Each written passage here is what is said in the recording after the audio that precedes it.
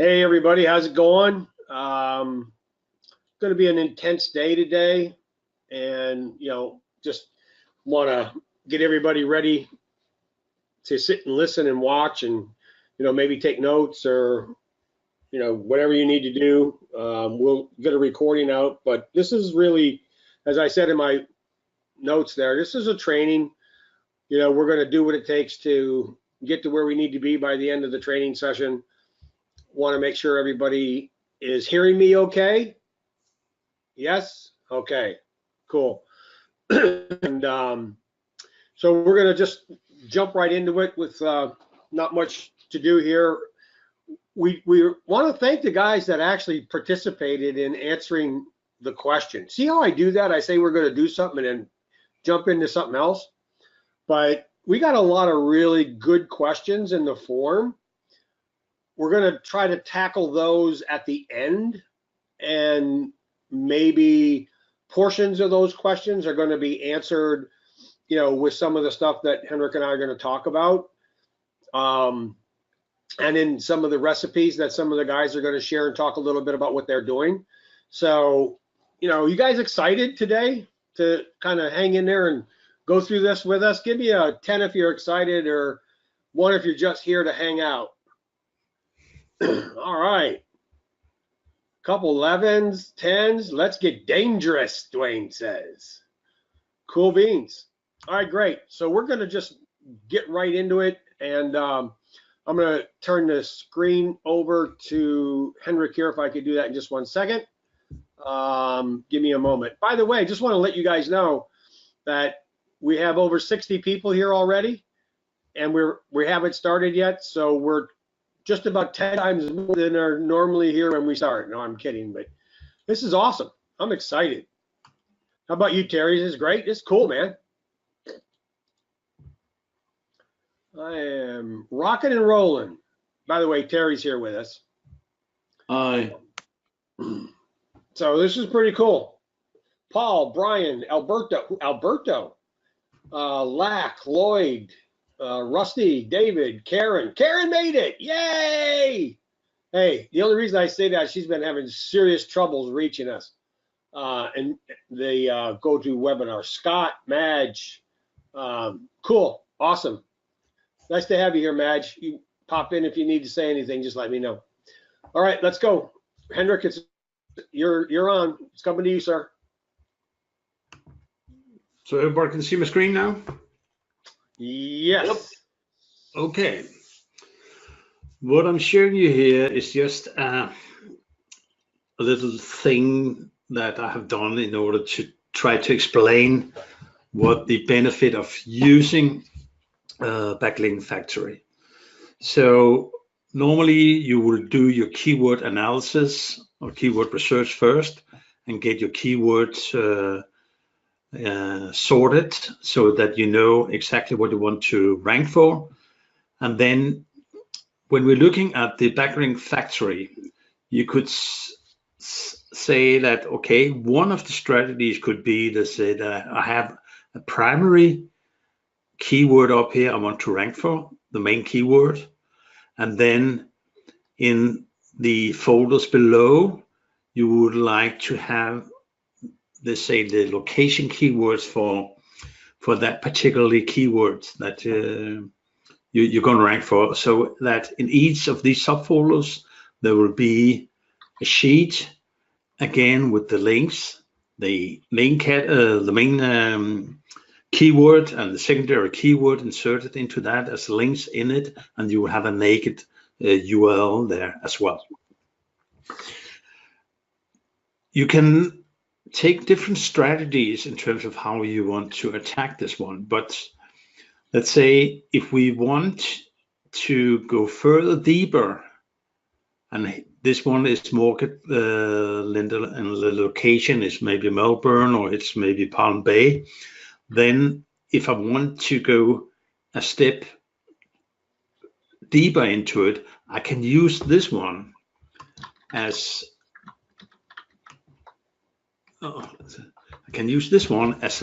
let's say the prime parent folder, and then have my subfolders in a structure below that. So that's a basic overview of how you could do it. Then What do you mean? What do you mean location keyword? Location keyword is mortgage lender, Miami mortgage lender, Orlando mortgage lender, Right. wherever, right? Mm-hmm. And a lot of this is because, you know, we're dealing with GMBs, you know, or if you want to just, you know, your website for your location. So that's why we're using that location in there as well. So let's say if we want to take it a step further, you could then maybe say, okay, I would also like to have, let's say, mortgage broker as one of the major keywords that I'm ranking for. So here I could take this and say, okay, I'll put it up, and beside that, I'll make a structure like this. So these will be at the same level in the folder, or in a folder structure that you want to ultimately to embed into a gsite. Because what happens here, that the sheets in itself, they're pushing views up through the folder structure and will end up into the gsite. On the gsite, you might have various links targets that you want to target, but normally you will either link out from the gsite to your map, because you will have embedded the map in the gsite as well, and you will have those keywords might have inner pages on the gsites, so that you say the folder here might be in a silo structure on the gsite where you're trying to rank for mortgage lender, and in a sub page maybe you have mortgage broker, so you will embed that folder into that page there. Does that make sense out there? Everybody got that? One or two, yes or no? Yep. 1, 2, not really. Another 2. What's in the sheets? Otherwise, yes. Okay. Basically, let's where show you embed in the G site. In the G site has its own embed on the right-hand side of a G site. When you're structuring it, it has all of these functions where you can add YouTube videos, you can add embed codes, you can add your map, you can build out their pages. And if you're in RankingFactory, okay, all you have to do is go to the gsite tab, and within RankingFactory, build your gsite within RankingFactory. Okay? And I know that not everybody's in RankingFactory here, but okay, it is there for you guys to use that. Go ahead, Henrik. Yeah, but I can show. You can open up a gsite and show them if you want. It's fine. Yeah. So here I have a gsite. So here a link to the money site. Here is the embed of the YouTube video. Here is an embed of a slideshow where I'm linking out into the money site again. So basically, you will try to maximize your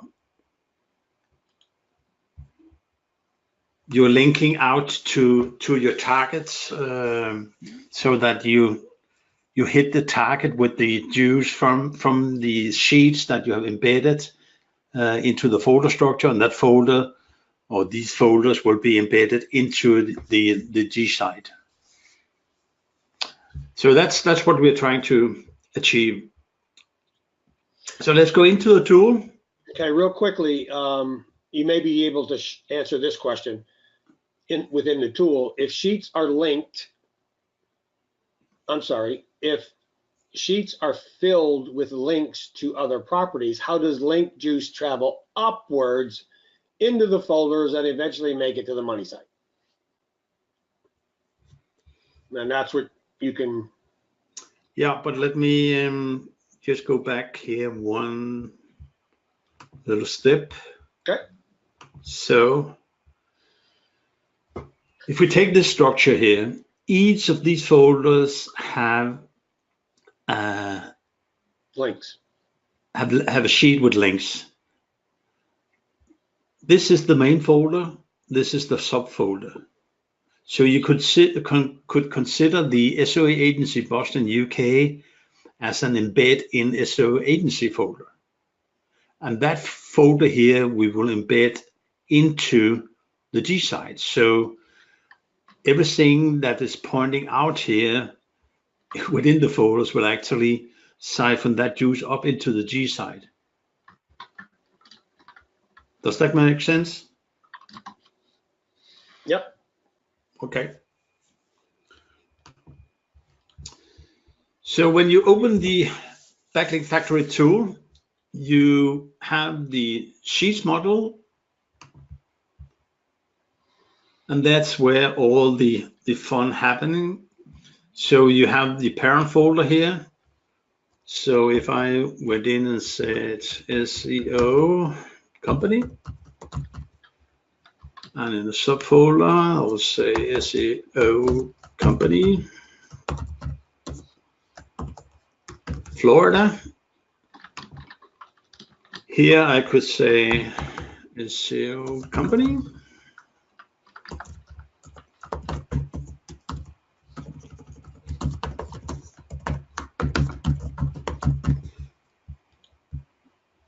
I will give the sheet a name, which I'll call the parent folder name as well. So I could have, yeah.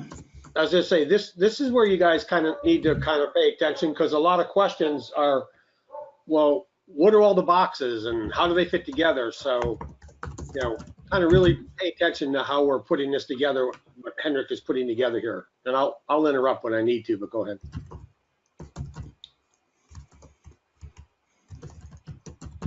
A couple questions we got was, what is the merge field?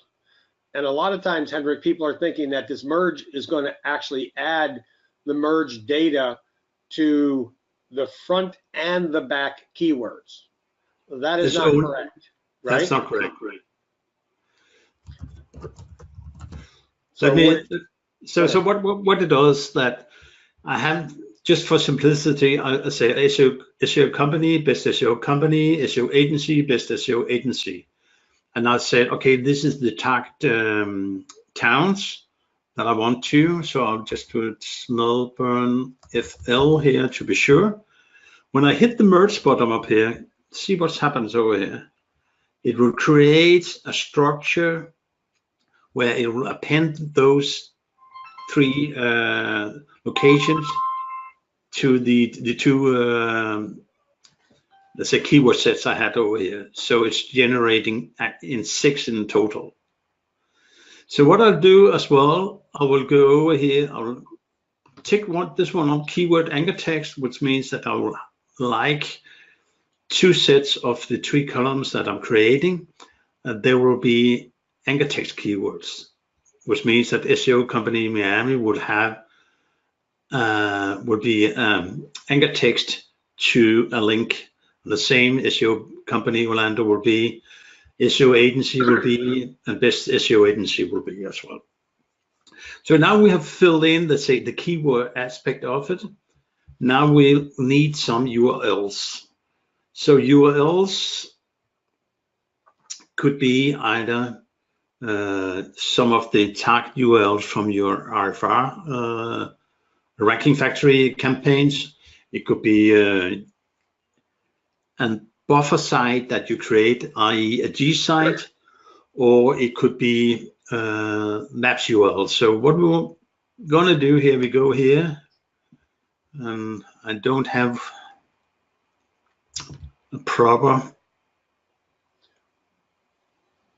While you're doing that, I want to just ask some people a question here.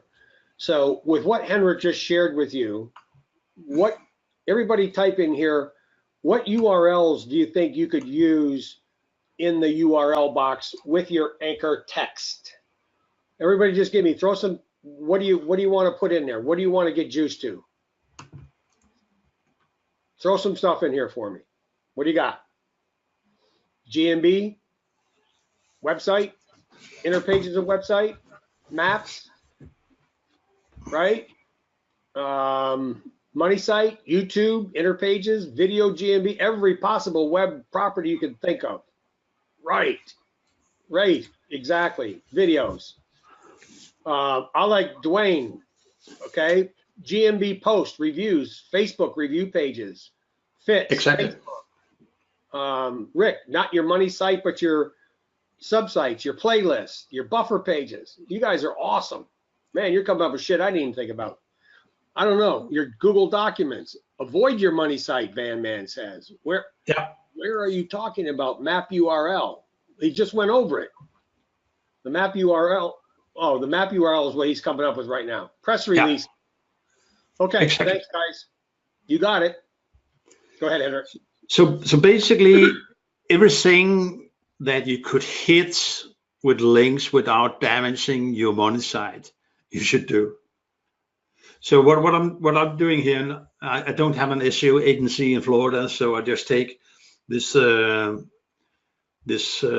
video agency, and I will create some map variances for that. So I go into Google Maps, I find the location.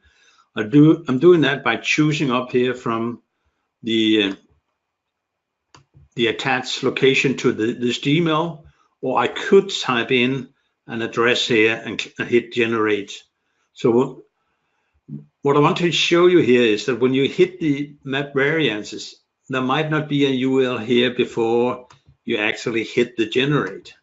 So I hit generate, and then it will query the map API, as you can see now. And now you can see it has inserted a URL here, and it needs to have a latitude and a longitude, otherwise it won't work for the variances. So this it should have, right? What's one of the important things that people forget when they come in here and do this, Henrik?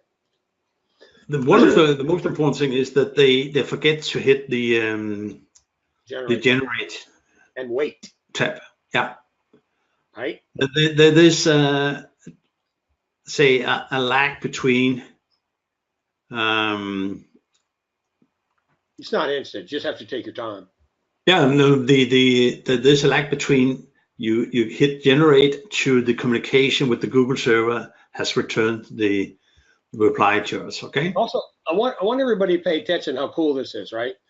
Because if you look at what we've just done, you have an iFrame that it brought in the embed iFrame code, right? You've got below that, it brought in the NAP. Below that, what the hell is a review URL? This one is linked directly to generate a review. So if I'm copying that and paste that into a browser, yeah, I will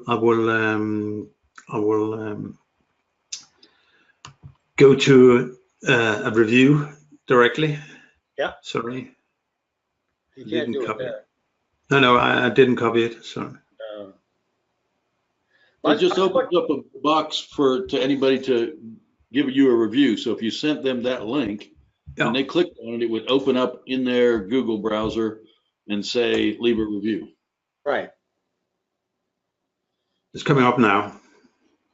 Right. So the whole point of what that does is while you're in here, it gives you a lot of this information that short circuits you having to go find it elsewhere, and it just makes your life easier, right? The NAP is already there. That came directly from the map variant, or the map itself, not the variant. But one of the problems that we're having, and just to answer the question, is this: if you don't do it this way and you just go to maps, or you just try to get a URL like from My Maps or whatever, if you don't have the proper coordinates of the lat and long like you see here, this won't work. Yeah, we are talking about creating the variances. Correct. So just You can take whatever URL you want and put into the sheet. But what I'm doing now, I'm going up here and decide the numbers of variances that I want. I choose to randomize both the lat and longitude, but I could choose just to make randomize one of them. When I hit run here, you can see it generates all these links. As Gary would say, does everybody have their depends? And then I can go up here and hit this one called sheets. So I'll put it over into my sheets. You can see they have right over here. And then what I can do next is utilize what it says down here in the bottom, file description and comments. So normally you will type in a description, you'll have your NAP, but there's a shortcut for that. So when I right click here, I can import the the NAP. So I will do the same for the parent folder. And I will do the same here for the child folder. And then you can add further description, where you could say that the file description, the folder description, and the child folder description works like metadata for the folder. So the next thing I have to... Henrik, go back to the variant. Yeah. Okay. So a couple questions about that. And actually, you and I talked about this the other day. What is the variant? Number one. How much is the variant? Number two. And can we create our own variants on distance in particular ways? Number three. To the last question, no, because the variance is actually depending on the numbers up here. It will randomize these last digits of the latitude and longitude. I hear the question as if you could go in and say, okay, click a button and say I want variances within a 10 miles radius or whatever. You can't do that yet. Okay. We are working on it. We're trying to. So the variance just gives your map to Google a different place on the map that it's looking. Okay. So it's just creating your presence at different points on the map. So one of the things that we were talking about the other day is that, well, maybe I don't want to go north, or I don't want to go east because that's the ocean. I just want to go south. So that's what that button up there at the top is. Random latitude and random longitudes are. Yep. Right? And so that will only give you a northeast or I'm sorry, east-west or north-south variant. Okay. Yeah. All right, man, we're getting a boatload of questions. So, okay. Heather, that should answer your question on where does the URLs go. Oh, the other question is, we might as well address it right now. Henrik, how do you do map variants for a service area? That's what I just did. No, a service area. I have said this is a service area for this I'm sorry, the video agency, right? Yeah. So what it does, it pick up the actual address of it and it make variances based on that location. Gotcha. Is that clear? It is to me, but I'm let me ask everybody else if it's clear to them. Because if you look here, this is the service area, i.e. the ocean, and it was set to, it's an old DMB I had. Okay. That's So clear as mud. Nobody understood it.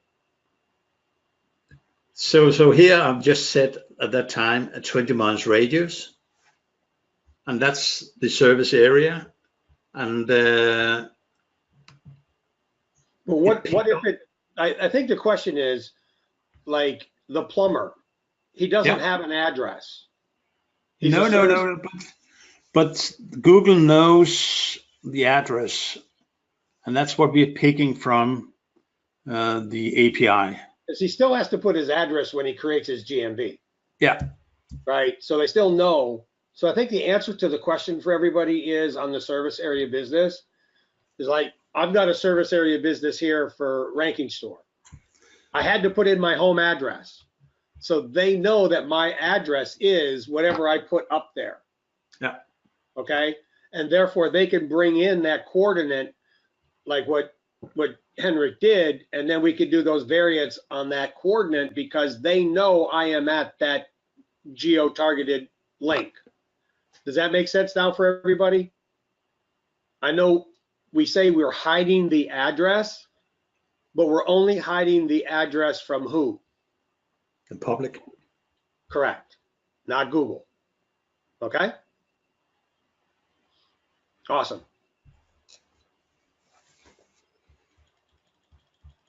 Keep going. We'll keep going with that. So the next thing I have to do over here, and it's just took my little, is to decide whether I want to use what you call custom keywords as a stacking for the folder structure, or I want to use the primary keywords, which is those over on the left side here. And if I want to create links within the folders by itself, so if I'm taking this one off, it will place a link here to the parent folder when the parent folder is created.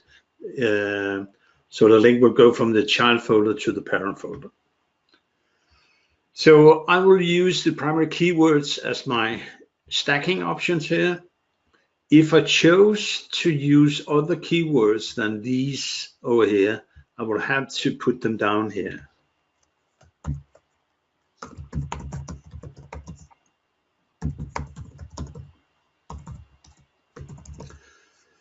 So you have two choices. Either say, okay, I will use these to create the folders, or I'll create the folder structure based on the keywords that I'm putting down here.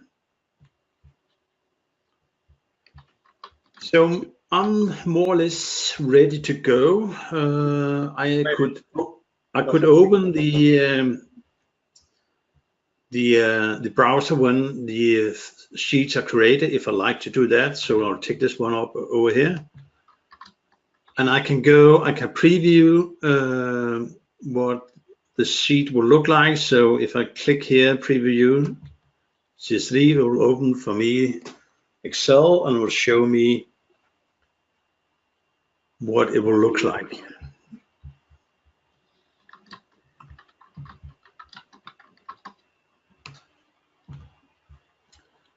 So there'll be, it's a little bit difficult to see, a naked URL. There'll be a URL with the primary keywords and the secondary keywords, but we'll see it in a short while. But you have the ability to look at it, preview the CSV file. So now I'm ready to go.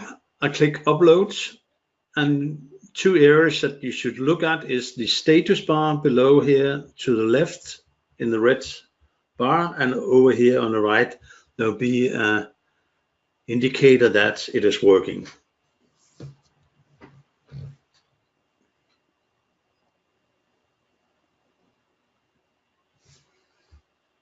And we'll take a break, and we got like 30 questions. Yeah, you can see now it has created the link here I was talking about already. And remember, what is that link again? That's a link from the child folder to the parent folder. So we have the stack. Yeah. And the stack is implicit because you're creating a folder within a folder. And remember, for a lot of you people, you know, we had this special webinar from Marco that talked about, you know, drive stacking and folder stacking. So this is, you know, Henrik's version of what we can do with that on just these particular events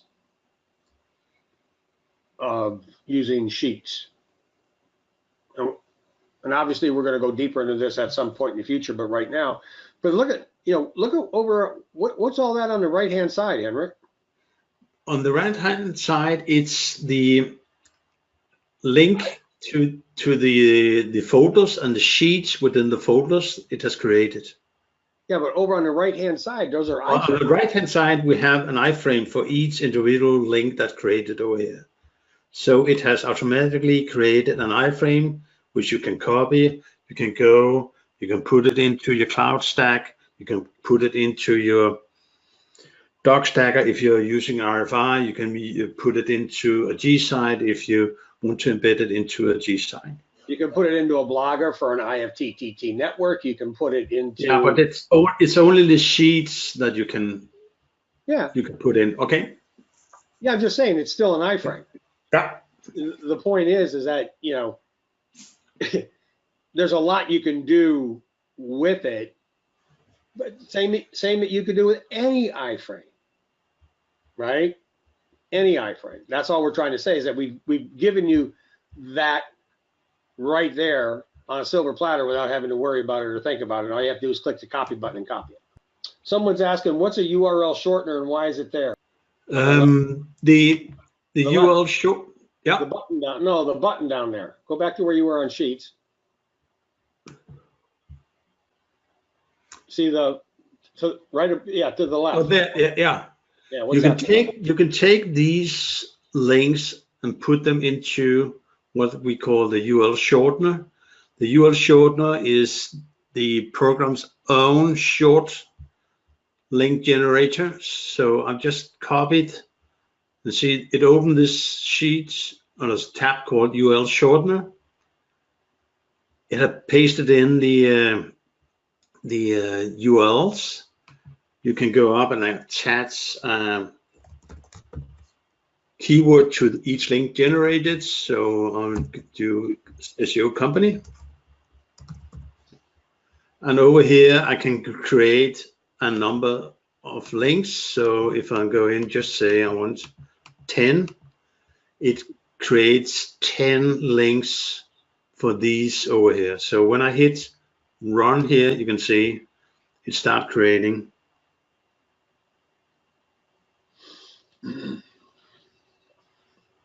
So that's going to create 100 links, roughly. Yeah, roughly. Okay. Yeah.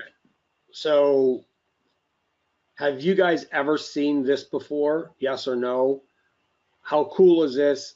0 to 10. And is Henrik a genius? Nothing less than 100. Seriously, dude. Because now what you've been able to do is do me a favor. Let's just try something, because I don't know the answer to this. Take a handful of those links and put them in the authority checker. Do any of these links have any authority?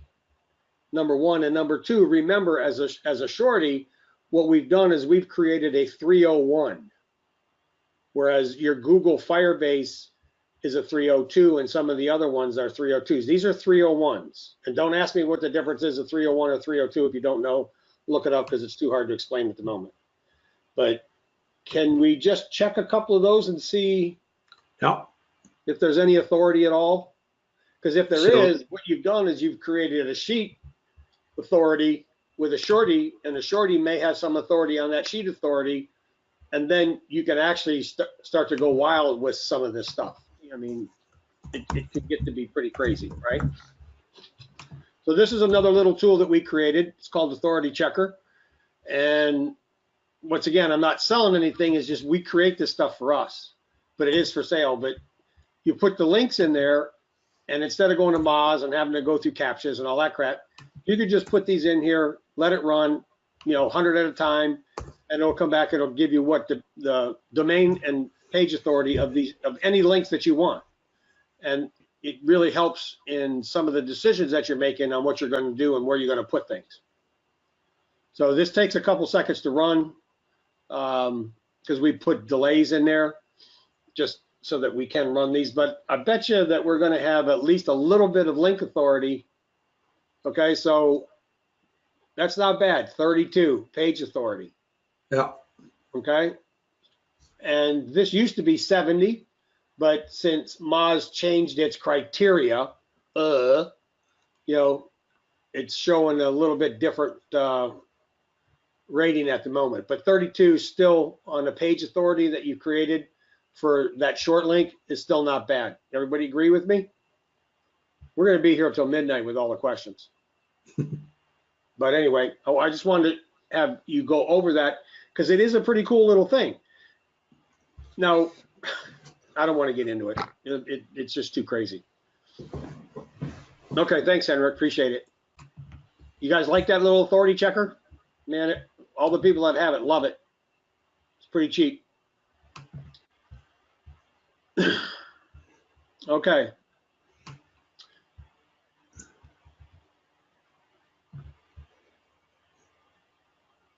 So here is the sheets and the folder structure links that has been created. What I want to do now is to go into this little tool here called Colinkri, or whatever it's pronounced. Give it a campaign name.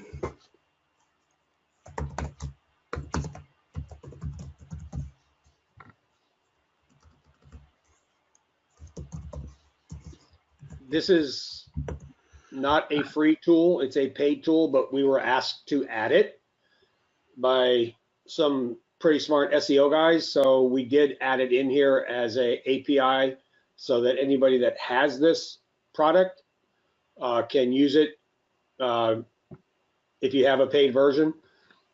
And we also have the free version of what Henrik is sharing with you right there by you clicking on the links indexer. Yeah, here I actually had taken the little bots that will crawl them. Mm-hmm. If I wanted, I can go to the link indexer as well. Click here, and there's a free version, 500 links per day you can use, and you can go up and hit submit, and then it will be submitted for indexing. I don't know what the hit ratio is at the moment, Patrick, but it varies, but it's better than nothing. Yeah.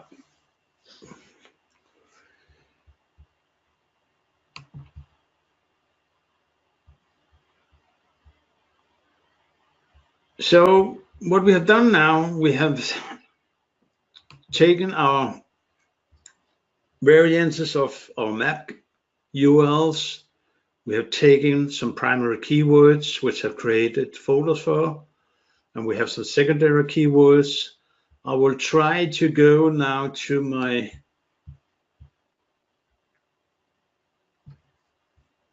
gsite to figure out where they have landed.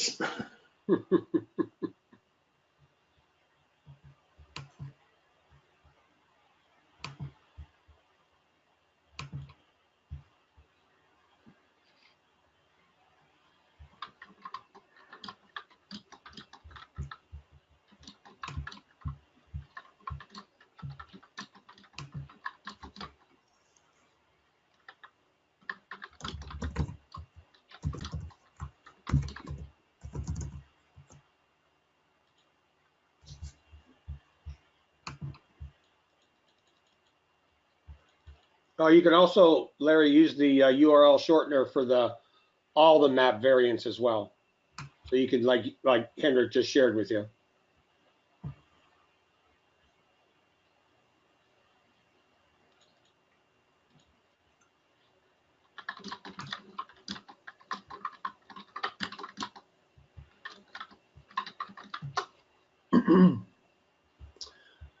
Is it more effective to have one? Terry, you can. Well, Henrik is doing that. You can look. You can answer this.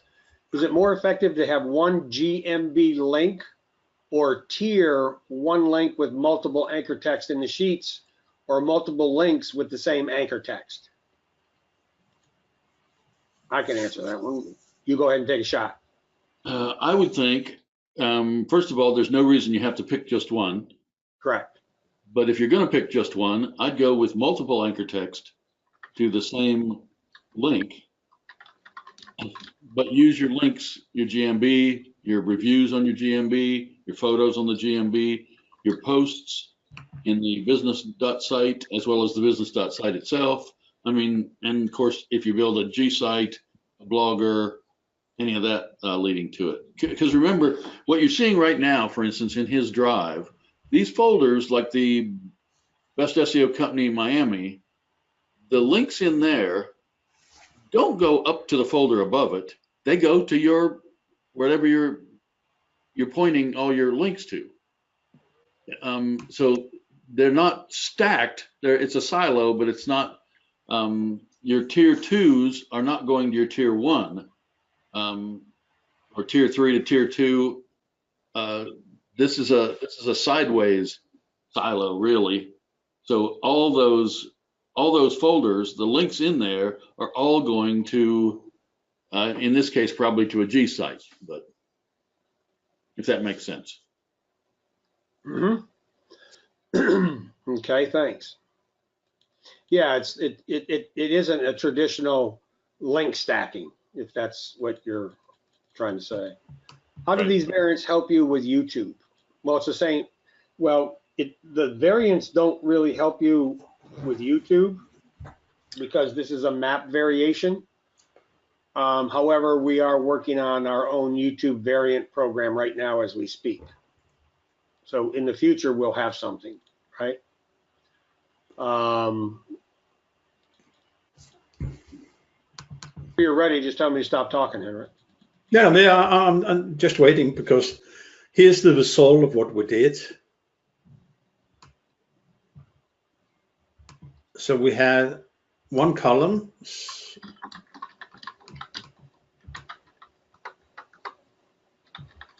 where we have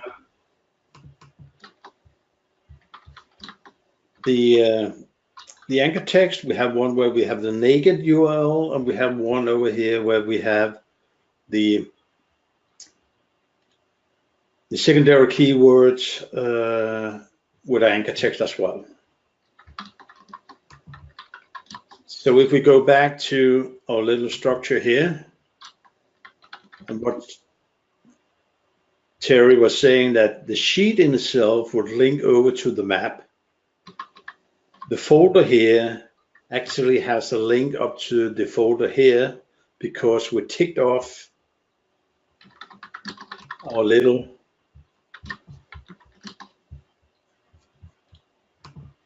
let me grab that again. So we ticked off folder links here. So you have a link here in the child folder to the parent folder.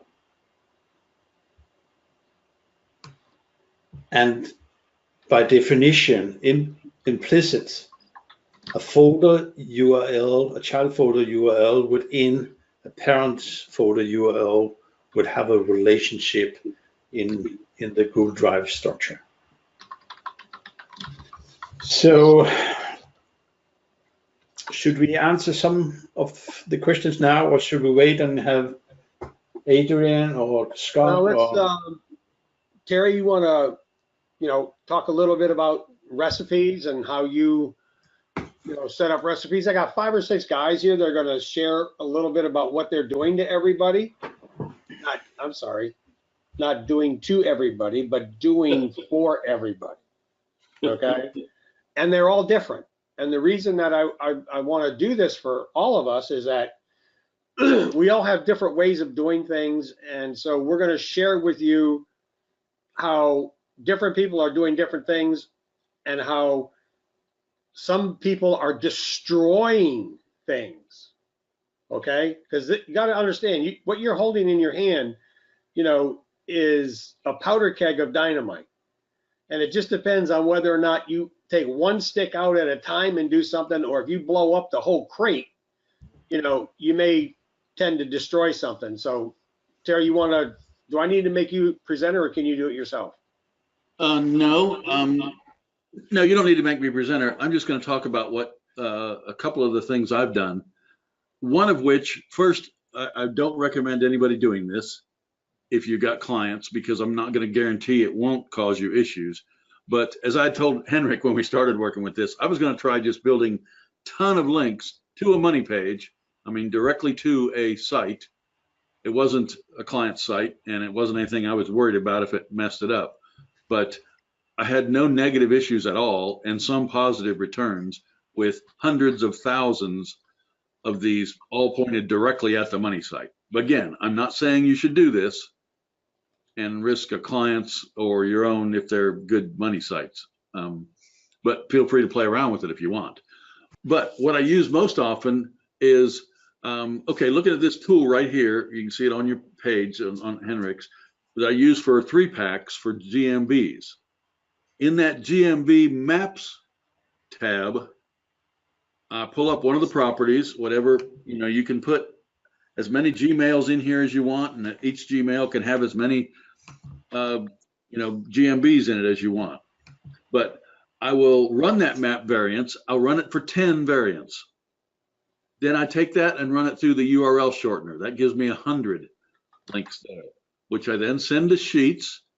At the bottom of the Sheets, I put what you see in this NAP box down there.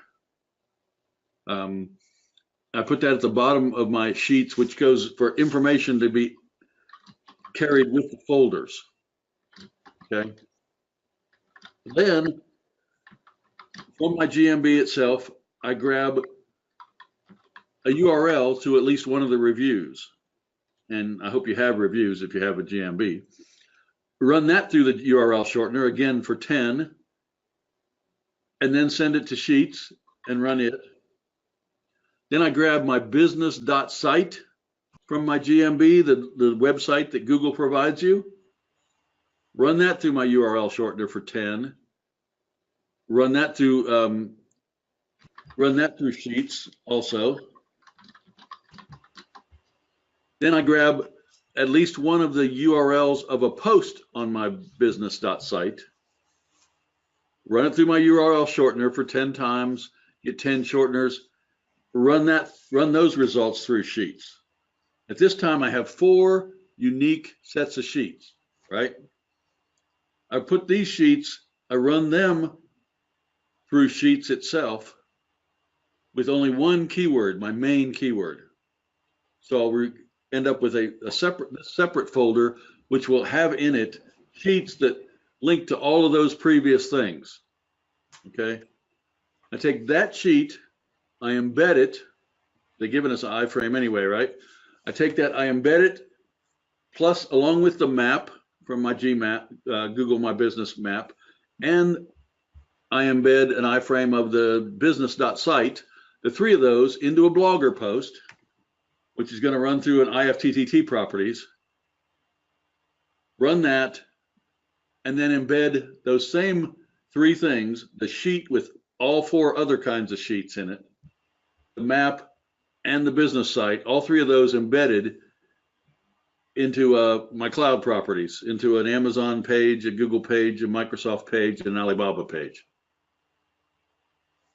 And I've seen a GMB go from number 8 in the 3-pack, which I know technically is not in the 3-pack, to 5 in 2 days.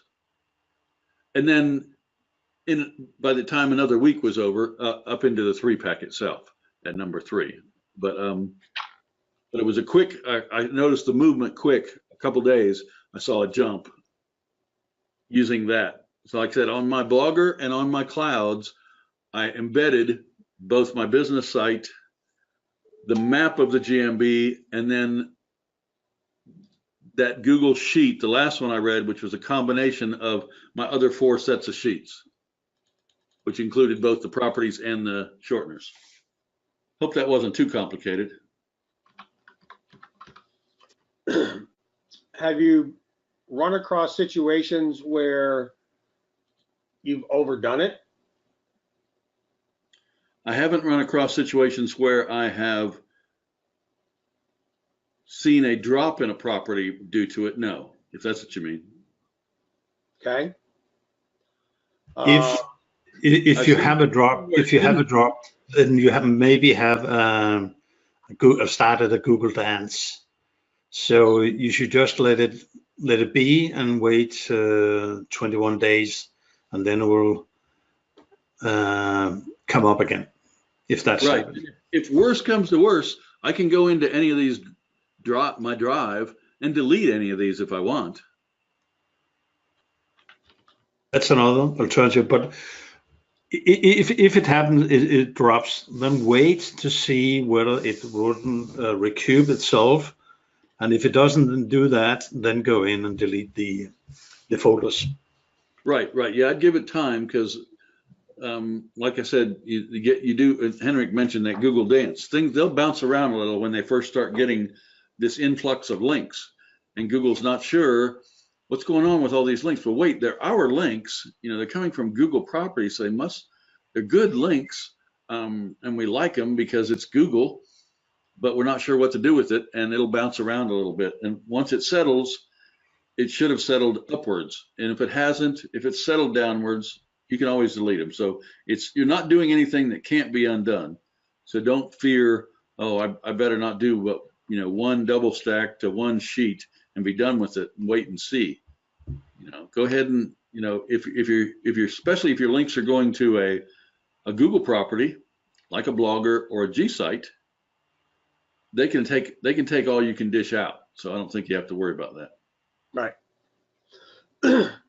So the key takeaway there is, if you guys do blow it up, all you have to do is delete everything if you want, or just hang tight and wait. But be prudent. It's up to you. You've got the power in your hand. We can't tell you what to do, but we can certainly kind of give you some guidance. Let me see if Adrian's here. Adrian, are you here? I am indeed. Okay, Adrian is he's kind of like a demolition guy. That's me. So why don't you share a little bit about your experience, what's happening, what you've done, what's been great, what's not been so great? Because obviously there's always two sides to every coin, and when we try to share things, we want to make everybody believe that the sun only shines and it never rains. Okay. Well, back a couple of weeks ago when it was just ready to launch, I had been using it on various Google properties, my GMBs, my gsites. I had been using it on my money sites, and playing with kid gloves. And what happened when you were doing it that way? I pushed, everything moved up, some more than others, but I got one big win for something that I wasn't expecting. I went in the GMB on let's say it's a state term. I managed to go from, I think it was 22 or 23 in the GMB listings to number 2 in the map pack. And how long did that take? It took about maybe 7 or 8 days. Okay. Maybe not even. And we understand that you're from Ireland and not many people live over there, so it's probably not too hard to do that. Yeah, 6 million population, maybe 6.5 million. So yeah, it's not, no, it'd be compared to one of your smaller states, I suppose. Yeah, half of California, something like that. Yeah. But it's still very impressive. So, but in that particular case, you did a slow and easy, right? I did a slow and easy, yeah. Okay. So I was using the map variants. Now, I was doing everything the way that I would still do it today if I wasn't gonna go mad. So slow and easy is usually safer and better. You're not sticking a sharp stick into Google. But then you got a little bug up your butt and tried something else, didn't you? Yeah, I tried on a competitor's, one of my clients' competitors' sites. Now, it was, I'm not suggesting this should be used for negative SEO, and to be honest, it doesn't really work that way. But I took a competitor that was the 40, I think they were position 48 or 49 maybe at the start. They were nowhere anyway, right? They were nowhere, yeah. So I wasn't gonna be doing any harm to anyone. So I hit them with a ton of links, maybe 1 million plus links. And it first of all, in the first few hours, it jumped about 3 to 4 points. Then the following day, about 24 hours later, it was 78, 79, and then I didn't pass my marks. I thought, right, okay, it's if you use that many links that fast, we're going to do harm. But I didn't look at it again for 2 weeks, and just out of curiosity, somebody asked me, Doss asked me how about my test, and I checked, and it jumped up to, I think it was position 14. So what 14 or 16? Terry and Henrik were talking about before, the Google Dance, you're really experiencing that. Yeah. You know, even though you just absolutely pulverized it with 1 million links. Yeah.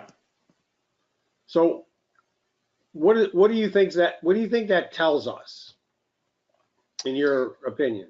I would say be cautious. Take a little bit at a time. Take a little bit of time, slow and steady. Well, you don't have to go slow and steady, but certainly, yeah, not to be playing with the hundreds of thousands of links in one go. So instead of like, I done another test on a term for one of my client sites, and that's the second site, and I done like the 1 million link test a couple of nights ago over the space of 2 hours, 3 hours, and I blew it out of the index altogether. Yeah, you know what? I'm laughing because you know what's kind of funny.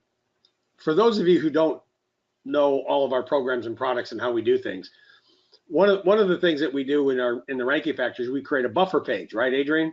Yep, correct. And then the reason we create this buffer page, number one, is to throw a lot of juice at it because it's a Google document, it can take it, okay? And then when the site starts to rank and the customer stops paying because it's ranking, we just take that buffer page and evaporate it, and so does all of his juice, right? So they get smart and think that they don't need you anymore. But what you just said, the reason that I was chuckling is, this guy's a competitor. So what happens if all of a sudden you pop him up into the number 3 spot? All you got to do is delete everything and he goes away. It's the same thing with your customers or your clients. You get them up there and you use these ideas and concepts, and they decide not to pay you, you just evaporate them and they go away. Yeah. Because what got them there is no longer there to get them there. Is that right? Correct. So does everybody kind of get that little bit of humor that we've got? You're protecting yourself by doing this. It's yeah, I suppose it's safe in a couple of ways. Well, the smart thing to do would be to use it through a buffer site, be that a gsite or whatever you decide to use, right? Mm-hmm. Yep. So that you can use it as some people call it switchbox SEO. So your client decides that now they're ranked, they can stop paying you. You could redirect that gsite or that switch to wherever you want, that buffer, right? You could point it to, you could sell the service to a competitor and turn that juice away from the client that stopped paying you to the one that's just started. Right. So if you use the GMB lead factory and you find a guy that's at number 5 or 6 or 7, and you don't even tell them what you're doing, and you use these ideas and concepts to move them up into number 3, into the 3-pack, and call him and say, hey, look what I just did. And he says, oh, you're full of shit. And you say, hey, watch what I'm going to do tomorrow. Yeah. And he goes away. It's a great way to get, Terry, you've done this how many times now, right? A couple of times anyway. Yeah. So, I mean, you've got a couple $1,000 a month coming in because you decided to rank somebody who wasn't ranked there, and then tell them that you ranked them, and then give them the opportunity to stay there by paying you, right? Oh yeah, yeah. It's a great way to get clients when you've already got a ranking that's getting phone calls. Yeah. Cool. Adrian, thank you so much. Be careful driving, my friend. Cheers. All right, man. Good night. Cool. So, Scott, are you there? I am here. Okay, Can you hear so me? here's another different twist. Everybody may or may not know Scott. Scott is our wine box guy. So you've seen us do, a lot of stuff for Scott because he's got some awesome programs and or gifts that he gives away, and then he's a craftsman. But the difference between what Terry's doing and what Adrian's doing and what I'm doing and Henrik is doing is that this is Scott's business. So he has to take maybe a little different approach to how he's doing things. So Scott, why don't you give us a little shout out about how you're doing this, what's working, some of the things that you found that you don't want to do anymore, and just a little bit of a recipe of what you're doing, because the part of all this is all this shit is great, but if you don't know how to put it together and use it, it doesn't mean squat. Sure. Well, I was tentative to start because I didn't want to kill my own website, but that's basically the only thing I had.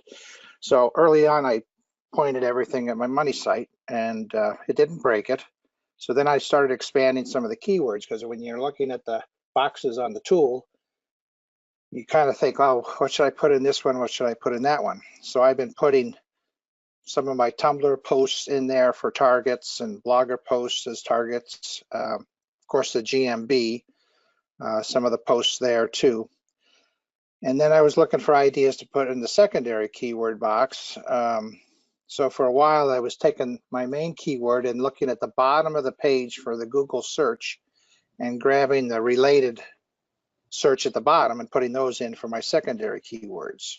Because I knew if Google thought they were similar, if I had them similar on my sheet, that would make a difference. And early on, I was dancing anywhere from position 28 to 88. Jeez. It would be going up and down. It was a big swing. And I think this was 2 or 3 months ago when everything was happening. Recently, though, my dancing has been between 19 and like 27. So it's back and forth.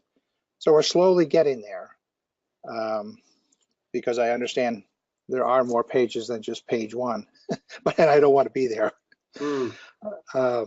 So it's been a real creative way to think about things. And then I'm starting to look at Google Trends and seeing what's trending this week, and then trying to relate that or twist it into my particular niche. For instance, if there was a celebrity birthday, I try to put a tweet out or a post on their birthday, and wouldn't this make a nice gift for them? And try to get the same words in there, so hopefully Google can pick things up. Okay, and have you experimented with the atomic bomb? Not yet. So Been getting there. You're a little hesitant to do 1 million links, eh? Well, that was last week. Next week is different. Right. All right, great. Hey, I really appreciate you coming on and sharing a little. Does it, I got so many questions here that I can't even go back down to, the people that are currently asking questions. So we'll get to them in a little bit. But overall, how would you rank your experience using just the BackLink Factory without tapping into RankingFactory or GMB Factory or any of the other ones? Oh, I love it, especially since you can right click on the boxes and randomize the sequence and then do another campaign. That sheet will look different. The other thing I do, I have 2 computers when I run it. Oh, the second one's opened up to that drive, so I can actually see things as they get built. Well, you could do the same thing on your main computer. Right. And then look to see how it's built, how it's structured, what the description box looks like, and then the second time you go out there, you're a little more knowledgeable on what's going to happen. Gotcha. All right, Scott, I really appreciate it, and I know you're going to be just a a beast this week since you got 2 weeks home alone by yourself without anybody but you and the computer. Yeah, now the whole internet knows. No, only about a handful of people here. So, all right, very cool. Have a great day, man. Thanks. Hey, Thanks, you bet. Which reminds me, Henrik, let's go ahead and show a little bit more about that randomization that he just spoke about. Just one more recipe, and then we'll get into answering all the questions. I don't know if Doss is around, but let's check and see if Doss is here. DOSS. Nope, he's not here. He's probably still out in the hayfield. So why don't you go ahead and talk a little bit about that randomization and what that does for the links and the power of that randomizing. Sorry, I was muted. It's okay. I talk a lot. Yeah. There was a question regarding, is it only for maps? And let me quickly show what you can do with it. I'm just taking a YouTube URL, and here I still have the SEO company. I will then go and say, okay, I create maybe 50 links. He's in the shortener, by the way, guys, in case you didn't know. Yeah. You see in red up here, this is a shortener. I do 50, and then I click run.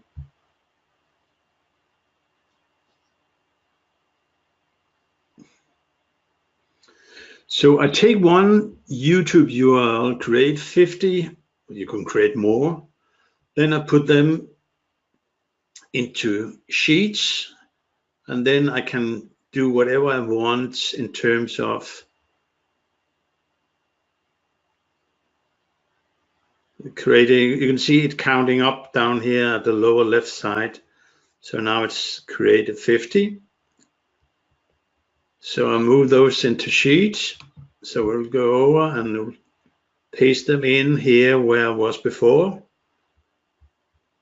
And then I can just say, okay, this time the campaign will go from the same folder maybe, or I could say SEO company, Florida, to create a little bit of a variance, and then I just could hit upload. Wow. So doing that, I will then create the same amount of sheets and folders, but for my little YouTube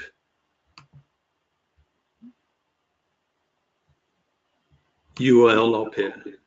Wow. And you can do a playlist too, right? Yeah, you can take whatever you want from YouTube. You can take whatever URL you want and create shorties for that. Right. And there's a question from Tim. What happens if you use a parent folder name that you already exist in the drive? Then the sheet will just be put into that drive. So the system goes and say, okay, if you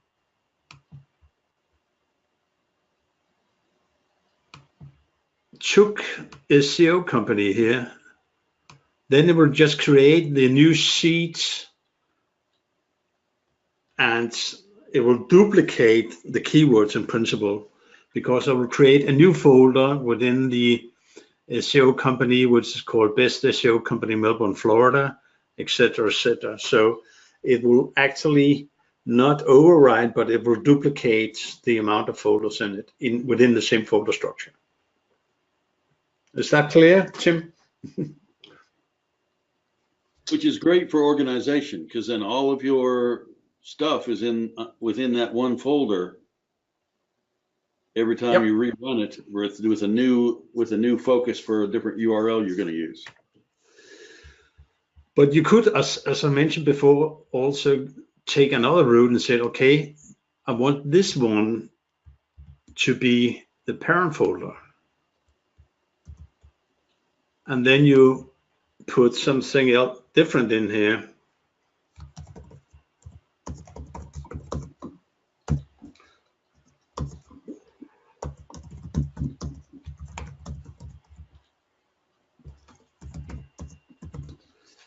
So here you actually go into,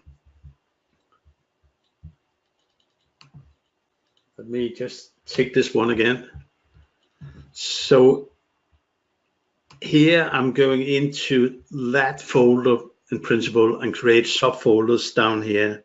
So they will be created as a subfolder to that folder. Does that make sense?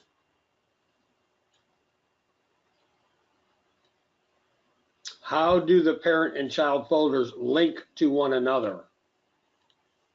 Is it a hyperlink or what? Well, they're folders, just like your computer. You set up your folder, then a subfolder, and a subfolder, and a subfolder. A folder is nothing more than a link with links in it, so to speak. So a parent folder is implicit containing the subfolder. So they have a relationship in it. So you can say the subfolder is linking up to the parent folder. But here, what we did was we actually activated an extra link within the description, which is actually underlying that relationship.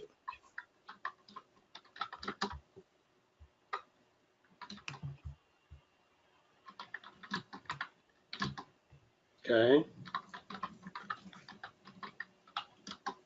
Does that make sense to everybody now? I know it gets kind of funky, but it'll click in once you watch this. Does it make any difference where to embed YouTube videos or other properties, gsites, docs, calendars, etc.? Heather's asking. My answer to that is this: embed them anywhere you can. If you have access to some embed network, put them out there. Oh, you mean like the embed factory? Oh, sorry, I didn't say that. We have ways for you guys to do all of this stuff, but keep it simple for right now. What happens if you use a parent folder name oh, Tim, we already answered that one for you. Moi, of course. Let's see, proxies. We don't need proxies. The beautiful thing about what we're doing is it's all Google. We don't need no stinking proxies. No stinking proxies needed here, man. Paul Gerard, I like this one. Newsjacking, trends. Figure it out. Create a CPA offer, newsjack it, build links to your CPA offer with the Google Trends, and go. Ask Terry how to turn $1 into 1,000. Terry, you weren't supposed to tell people about that printing press in your new office. Or my new Lexus, right? Or your new Lexus, right. But it is a pretty cool story. You know, just take 2 minutes and give the short version, because this will help other people get confidence about doing things without having to prove and ask for a lot of money. Okay, the short version is a prospective client, which in my mind is the same thing as a client, just a pre-client. I met with him, and he had not been having luck with his website at all, and but he didn't want to pay me $1,000 a month. He just couldn't see the value in that because his website wasn't bringing him in any money. So I agreed to meet with him again the following week, which ended up being about 9-10 days later, at the end of the following week. And in that meantime, I had ranked some properties that linked back to his website and had his, all his information on them. And he'd gotten a call in that meantime. And so he was ready with a check. So when we agreed to meet the following week, I had asked him for $1 to put me on a 1-week retainer. And then the next week he was ready to pay me $1,000 for free. Right? And plus, if somebody's trusted you to give you some money, and then you can show a value, they'll trust you to give you some more money. So, use these these tools, this BackLink Factory, to build something up. You can get a video ranking, put together a video, rank a video on page 1, get it in that rotation of the 3 videos carousel or something like that, show it to a client. You can even do that when before you meet a client if you want. And then so you say, well, have you checked Google lately? You'll see if you check, I did this once with a catering client. They were going to start catering. They still cater now, but they were going to start catering with Southern breakfasts for corporate things. And I asked her, I said, have you looked lately? Have you Googled, breakfast catering in Greensboro? And she says, no. And I said, well, pull out your phone. And she Googled it and she goes, that's our phone number. I said, yeah, it says, breakfast catering, Greensboro, and your phone number, Iron Hen, that's the name of the restaurant. And a well-known restaurant, but they hadn't done catering before. And she was like, wow, you did this already? We just talked last week and about meeting up. And I'm like, yeah. And she said, okay, how much do I need to write this check out for? Because she had seen already the proof, and business owners love to see themselves represented on Google. So go get them ranking and then charge them for it. Correct. All righty, Matt. So you got the site up there. You show us a little bit about this randomization thing that he was talking about.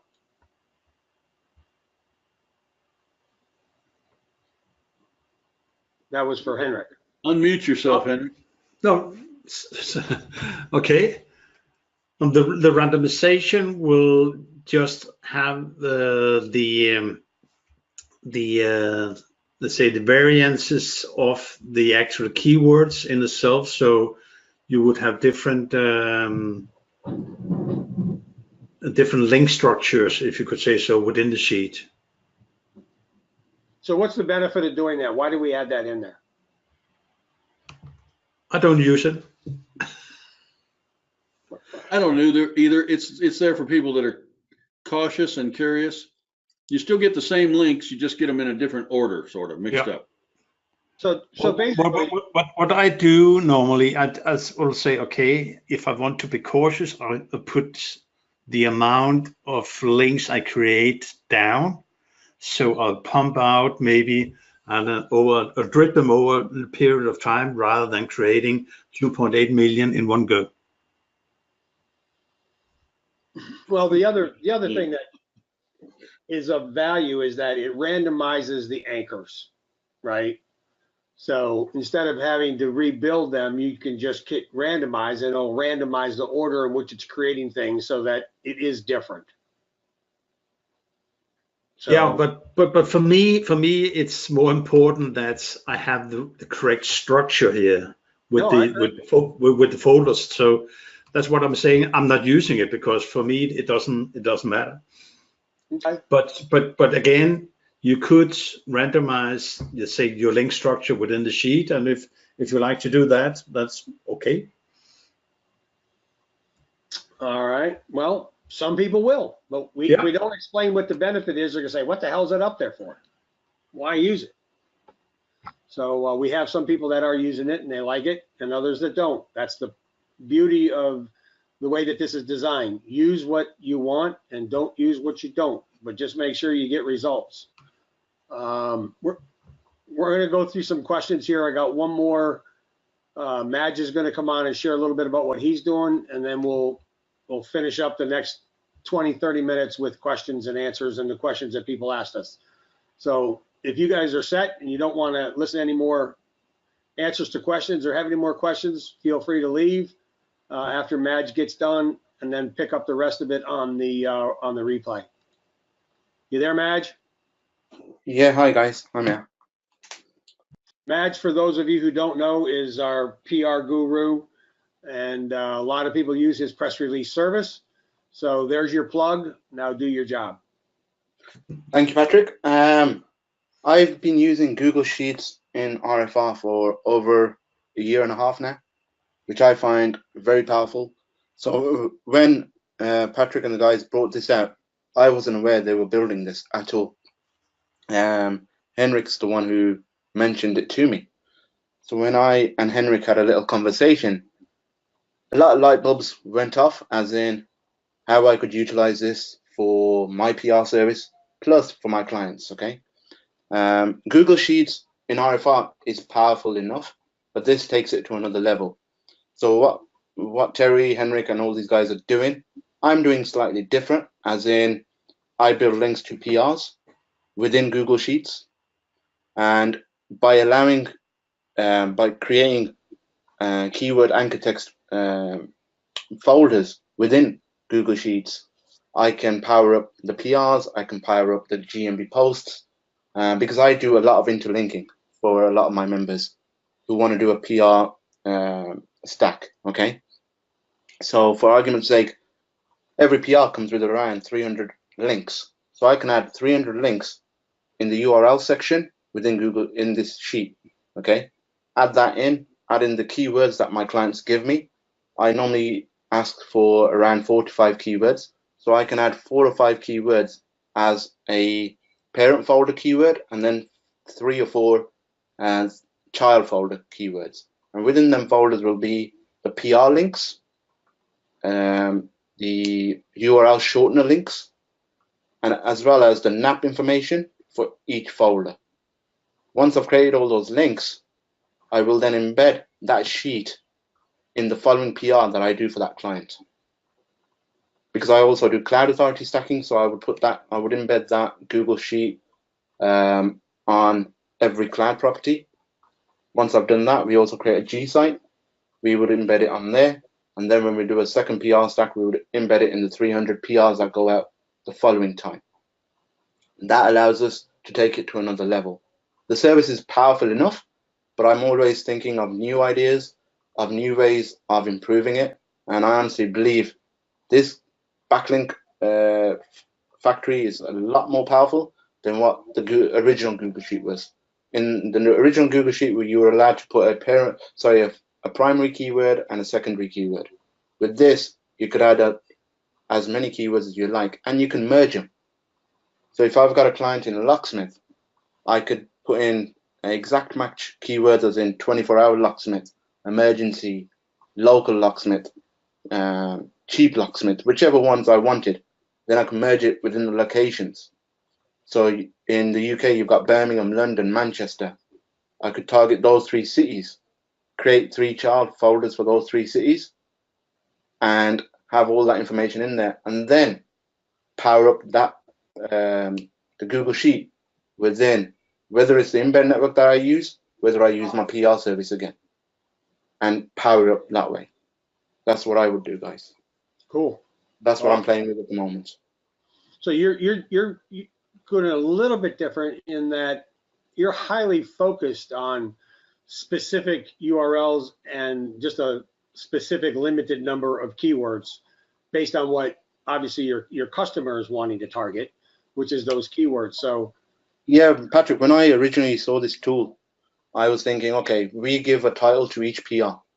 Then what I could physically give that parent folder the title of the PR, right, and then the keywords that I've used for that particular PR for that client, whatever niche it is, whether it's law, whether it's locksmith, whether it's a national client, those 4 keywords would be, or 5 keywords would be in the child folder. And then whatever links that for the Google Map variants I would use the PR links, and then I would use the Google shortened links too. Okay. Right. So they have 3 different variants in the folders, and then you've got the main parent folder embed link as an iFrame. You could put that into Google Sites, or you can put it in, like I said, on the cloud. You could add it to Blogger, what Terry's doing. As myself, I would, because I do a lot of interlinking and making sure everything is branded. So if everything is branded from start to finish, it makes a lot of sense.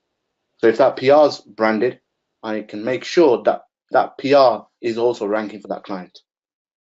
So it's just the icing on the cake for me. Cool. But the other test I'm also doing is for organic, not just for GMB. For local, what I intend to do is create people must have heard of Surfshaker magic plugin, which allows you to create more than one location within your city or state if you're in the US. What I'm doing is I've got around 500 locations within Birmingham. So I would create 500 locations within the Google child folders, use one main keyword, have all the links for the map variants in there, again, the GMB posts, create all those folders and power up each and every location on my subdomain, which will have all the location pages. I'm not hitting the money site, guys. I'm hitting the subdomain of my site. Gotcha. So it's another way of utilizing the tool. There's another way of creeping out into other areas that you're not too. So exactly, yeah. So don't just think about GMBs, think about YouTube, think about organic as well, because it will work for everything. Awesome. Thanks, Madge. Appreciate it. Have a great day. You too. All right, man. Appreciate you. Bye. Okay. So that should have given everybody enough information about all the variations, and it's really based on your creativity in terms of what you want to do. So Madge, Henrik, let's go hit the Q&A. Anybody need a break? Anybody want to take just a minute or two before we go into Q&A? We still have just about everybody here that was here at the beginning. I know we're cooking on an hour and a half, so let's take a 3-minute break, and we'll come back and hit all the Q&As for everybody. Okay? Hey, Patrick. Yes, sir. I went ahead and, because I had written down what I talked about, my way I'd used, and I went ahead and posted it on Skype. So if people want to follow it along, and anybody else that wants to post their recipes, so that we can see what other people are doing and go, oh, I didn't think about that step, and that kind of thing. Right. Which Skype group did you post it in, Terry? I actually posted it in the Google Sheets Skype group. Okay. Gotcha. Okay. That's perfect. Well, not everybody that's on this webinar is in Google Sheets, so. I realize that. But yeah. I didn't know where I could post it. Everybody would be. No, that's fine. So. Anybody that wants to, participate in getting that information, just PM me, and we'll make sure that everybody gets that, because it's extremely important. So you want to bring up the questions, Henrik, and then we'll start hammering away at those, and then I'll look at the questions that I've got and see which ones are different than what we're gonna actually answer. Thanks, Terry. Really appreciate that, man. Hey, no problem. Those Skype groups are great for anybody that's considering getting BackLink Factory that doesn't. The Skype groups where people are helpful will tell you what they've done. We'll tell you what they've done that's not working, all that sort of stuff. And you can get in there and say, I've got a question, how come this or that? And someone who's been using it longer than you may be able to say, I had that same problem.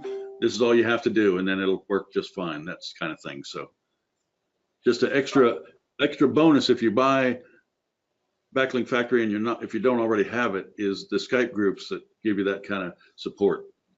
Yeah. All right. Yeah. Here's a question that we had a discussion about today, Terry. I don't think it was you and me, but everybody says, well, you got all these backlinks and they're so powerful and they're doing all this great stuff. How come I can't find them in Moz? How come I can't find them in Href?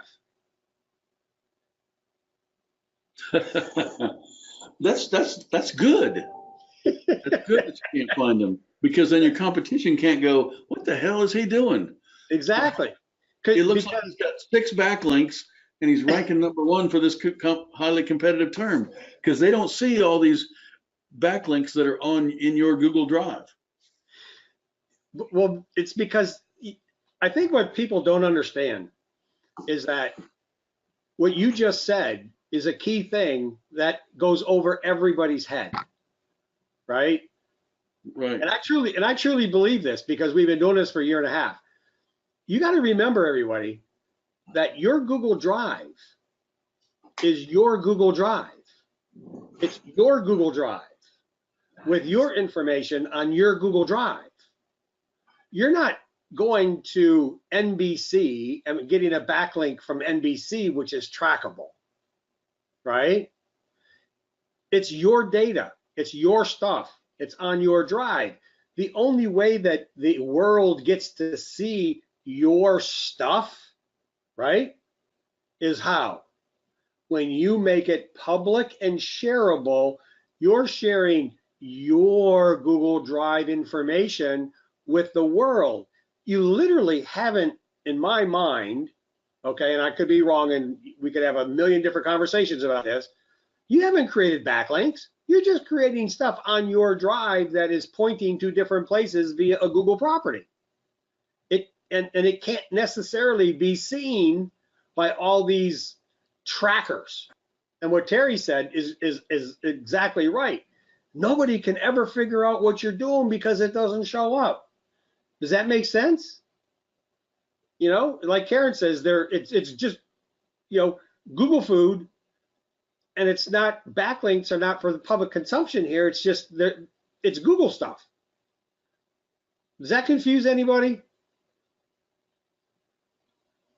It's hard. It really is hard to think about, but it's like if you took your hard drive on your computer and you could open it up to the world, are those backlinks?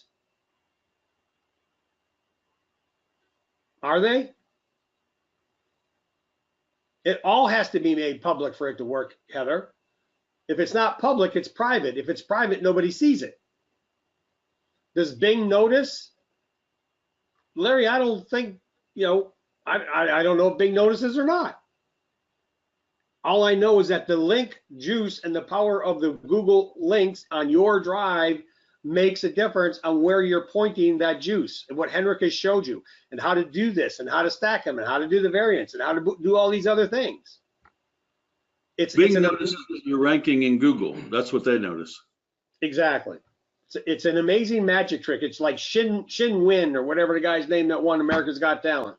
Where did that card go? It disappeared. Where did it come from? I don't know, but it's there. Right?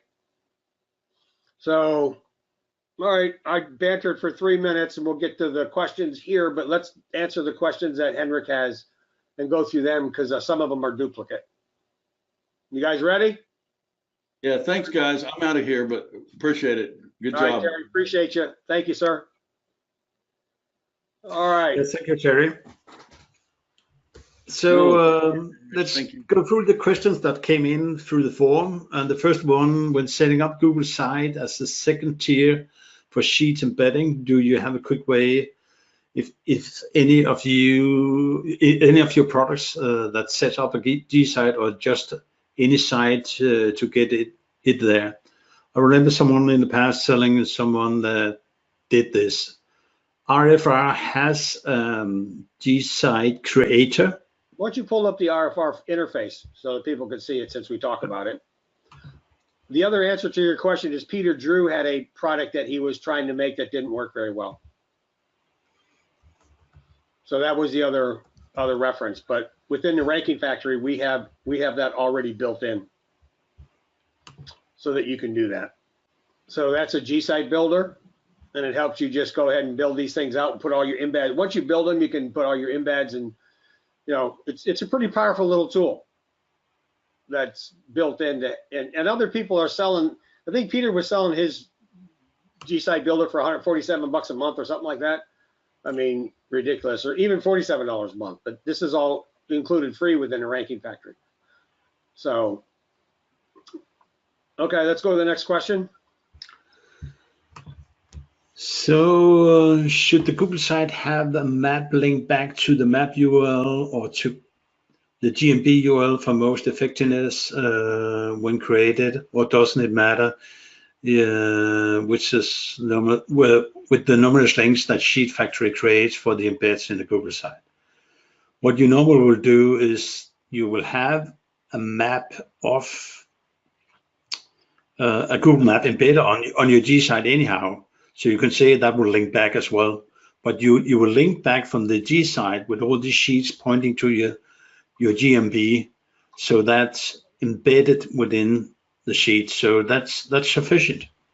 Should they are public when they're created. So there's no problem there in terms of the sheet. The folders are public as well. And the gsite that you will create is public as well. What is the best way to embed them on the gsite so not to give some SEO competition understanding of what we are doing? Is there a better way? Blah blah blah blah. I think you're asking whether you should shorten your links. You can do that, or you will have the latent URLs in the sheet. So you could. I really don't think it'll hard for the other guys and figure out what you're doing anyhow, because they if the gsite doesn't rank per se, then it's just passing on the views to the maps or to the YouTube video or to your. Yeah, it just becomes your super link builder and juice builder to the anchors that you're building. And one of the answers to the question right there is that, don't people see this? Well, actually, no. And one of the tricks that we use, and you can use this in any business or anything that you're doing with these sheets, when you take an embed code or an iFrame and you put it onto a gsite, what we do is we create an iFrame with these relationships. Write these down. 900 wide by 5 pixels high. Okay? And the reason that we do that is it looks like a line break, but it's your entire embed or your entire iFrame that looks like, you know, a line break. And the only one that's ever going to read that is who? Google. It's never going to be seen by the public. And it's not going to be, you know, something that's going to destroy your site, destroy your gsite, but it's just going to look like a very nice line break. You can even put these on your own websites if you want, if you have enough, you know, guts to do that. Okay, remember 900 by 5 iFrame width and height. Sorry, Henrik, go ahead. No, that's okay.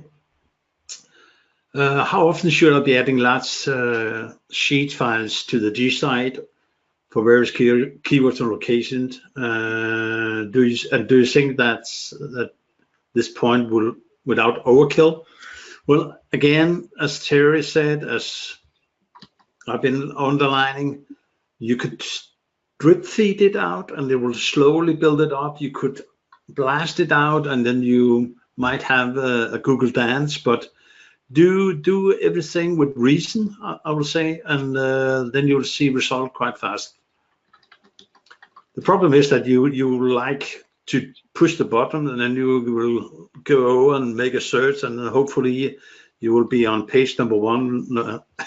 On page 1, number 1, but that doesn't happen. It takes time, and sometimes it takes a longer time depending on your competition and the niche you're in, but you will see result. So that's actually, I think question number 6 has been answered several times today. So it varies. You could see fast results. You could see it within 14 days. And some might even take 3 weeks.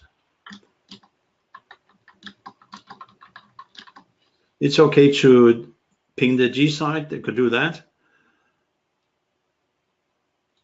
And question number 8, I think we have answered that as well. How do you point the gsite to your money site? You will link from your gsite to the money site. So on your gsite you will have context or the content that is pointing to your linking to your gsite. You will have the iFrame as well, and those iFrame could be hide away on inner pages if you like that.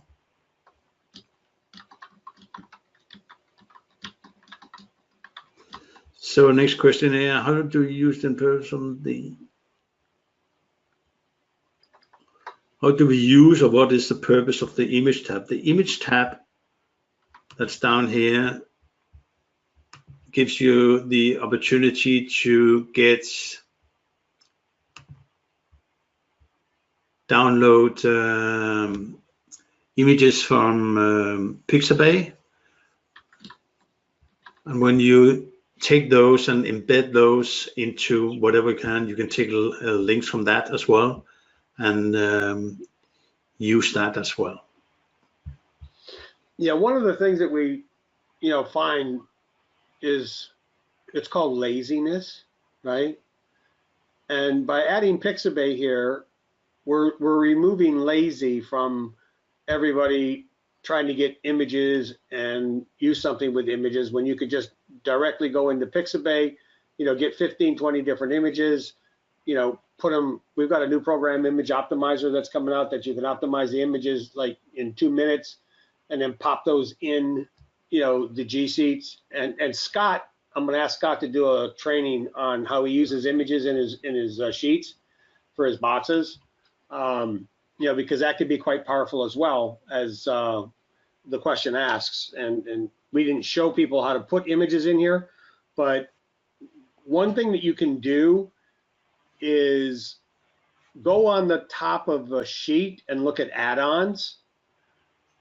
Okay, right on the top of your sheet in the menu bar is called add-ons. And then when you go into add-ons, just type in image.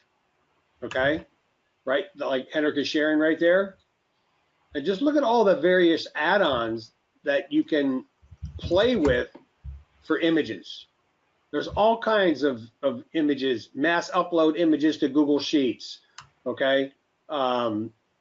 Image Kit, just boatload of stuff that we're going to begin to explore in terms of some of these add-ons and some of the powerful natures that these add-ons can actually create for us, right? So be proactive, take a look at it, go into add-ons, play with some things. And when you come up with something really cool, let us know and share it with the community. That's what we're here for. We're not here for ourselves. We're all here to share and help everybody else along the way. Yeah, thanks, Henrik. That was great.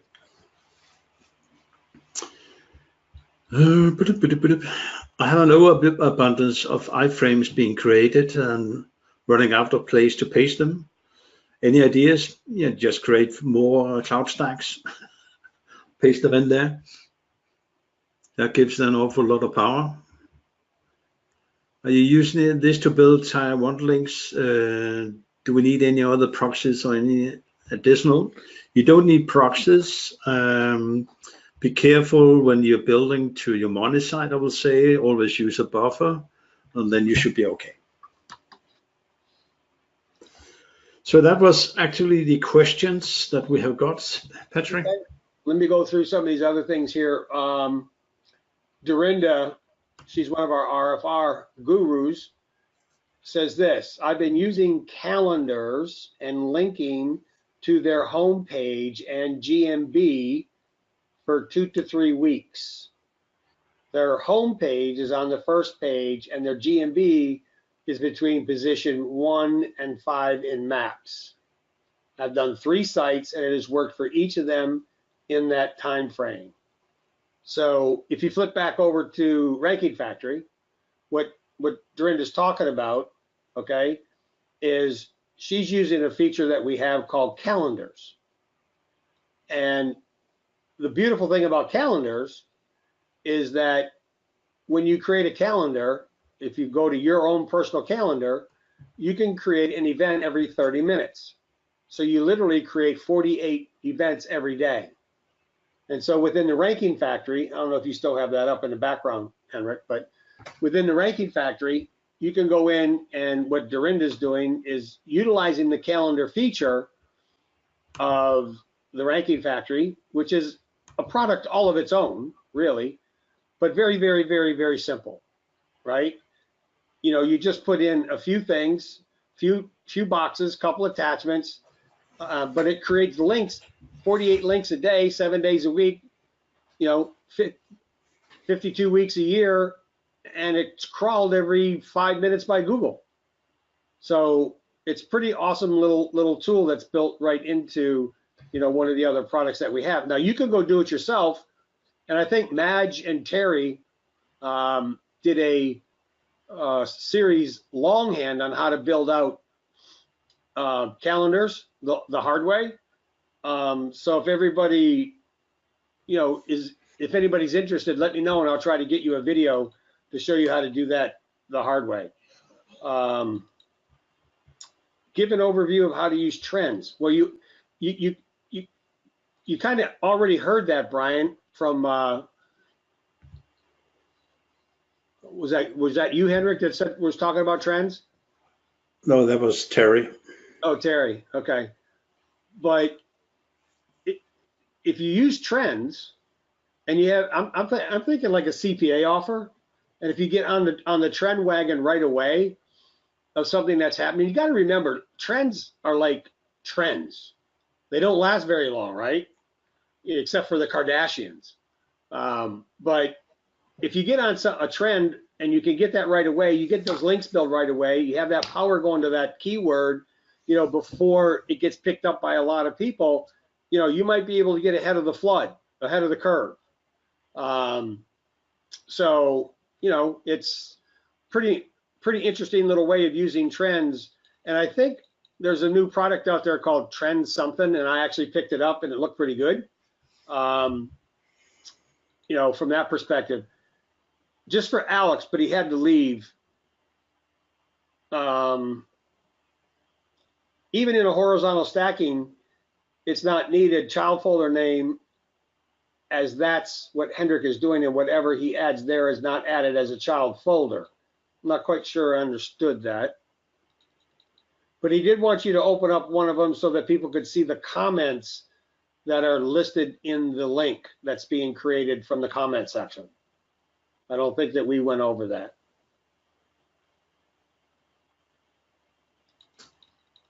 I answered him. Oh, did you? Okay. Yeah, I said you don't need to put in anything in the child folder if you don't want to do vertical stacking. But again, experiment with what you want to do, and then if it works for you, that works for you. So Brian was asking, why not add a hyperlink from child sheets to other child sheets? Well, you could just take the link and put it in the new sheets, right? Yeah, but again, if I'm going back to this one, if you're siloing on a website, then you won't link from this to this, i.e. from this, let me make it another color so I can do it up here. So basically you don't want to link from the yellow to the white one over here. Mm-hmm. The reason is that you want your silo to siphon the link used through the silo, not cross-linking, because you can actually bleed your silo. Okay. So that is why if you have it from, let's say, like when you're linking YouTube video, you link it from the previous video to the new video, to the new video, to the new video, and or the other way around, so that you ended up siphoning all the views up to the main video that you want to rank for. Mm-hmm. In a playlist or whatever.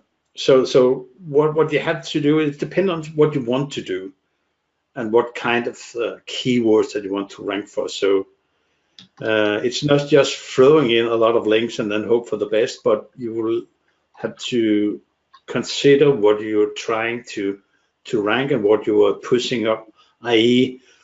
the more down the chain you are, the longer the keywords, or long tail keywords, right? Right. So Scott's saying, basically, in general, we should not move folders manually. There's no need to. There's no need to. Right. If you do it right.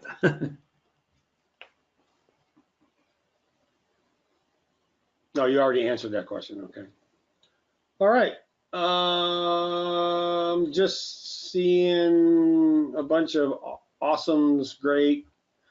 So there's a couple extra ones here at the bottom. You see any there? Let's see, let's grab a couple and then we'll be done. Let's see, does gsites start to rank if you put in Google Search Console? You can do that.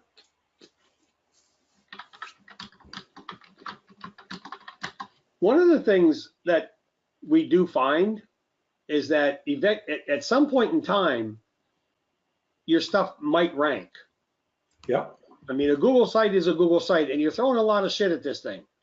And it's not unlikely that it could rank. So when you are building it, keep in mind aesthetically that if you're building this for a client, you don't want it to really look like a piece of dung do. So, you know, make it nice because it could rank. And a lot of them do rank, especially if you're doing gsite stacking. The top gsite will rank. Henrik, with a blogger, there's no need to do a 900 by 5 on a blogger because nobody's really going to see it anyway. It's just used for link juice. Right? Sorry, I didn't get that. Sorry. I said there's no need to put a 900 by 5, you know, iFrame height and width on a blogger. Because if the blogger is just a blogger for the ITTT, it's more likely not, you know, we just want it for link juice. Yeah, depending on, again, if people haven't attached an IFTTT network, then you're actually pushing the blogger up, and then where does the blogger link to? Right? Mm-hmm. But most of those in the RFR are using a blogger as a trigger for the IFTTT network. Right. Let's see. Is there value in linking periodically back from posts in GMB panel itself as well as the GMB site? Boom. In my opinion, may not be the same as Henrik's, but when you take the posts, you know, from your GMB and you take that URL, because it is a URL post, correct? Yeah. I mean, Henrik, there's power to be made with just the post URL. Yep. You're actually pushing juice towards your GMB site, and then actually you're pumping implicit the GMB up because the GMB has a link back to the SERP, i.e. the map. So just think about what that possibility is, Robert. Okay, the possibility exists is that if you're making 4 posts per day, which you should be doing, and if you're not, go to GMB Factory so that you can do that and get that done. But you should be doing 4 posts a day, and then within that, you should take those posts and silo those posts in your next post, and then by taking each of those posts and putting them into Sheets Factory or BackLink Factory, you can see the power that Henrik is just talking about that just can potentially, I say potentially, explode the power of the GMB and the biz site. Because those posts are coming from where? They're not coming from your GMB, right? They're actually posted on your biz site. Right, Henrik? Yep. So those are links that you can push back to your biz site. And if you're not building out your biz site on your GMB, shame on you, because that is a critical piece that Google has given you as a free website to do a lot of really cool stuff on. And because it is a free website, you can GSA the hell out of it if you are so inclined. I wouldn't, but you can use a buffer page and GSA the hell out of the buffer page. Does that make sense to everybody? Lack is talking about, you know, Google Drawings is another tool that you can use, which is, you know, once again, it's a free tool. We don't really have, I don't know if we've got a Google Drawing in anything that we built yet. What other URLs can I put in as do not have maps? Lulu, I think Henrik went over that earlier. Any flipping URL that you want to get juice to, right? He went over how to do your YouTube playlist. I love the idea of gently using BackLink Factory for your internal pages. Because what happens to when you start boosting up your internal page, what happens to your home page? Okay. Henry, you could probably show this on yours. Can you show how you can use multiple accounts with a single Gmail as per the Skype comment I made? In other words, I use my one Gmail account for 10 different clients as the manager. Are you talking about the GMB? Yeah. You can see here I have one Gmail, and that's for all these GMBs. If I go down to take some other down here, I will have other GMBs maybe in it. Oh, that's the same. Sorry. Well, the point is that you don't have to have a separate Gmail account for each GMB that you want to manage and work on. Yeah, but again, we had to point out that the map variances you can get here, but you don't need the same Gmail G account to create the sheets on. That could be on a different one. It doesn't have to be the same. Right. No, exactly. Right. Yeah, we're coming down here to the end here. Semantic Mastery selling today. Weber 1, Google Calendar Secrets. Okay, cool. They probably have our calendar module. Can I please see the calendar hard? No, we're not going to do a hard way right now, but I'll get a video for you. Training hard way. Da, da, da, da. What sort of shorteners are these? These are shorteners that we went out and found and created for ourselves. If Sheets has only links, can you RSS to that sheet anyway? I don't know the answer to that. You have any idea on that, Henrik?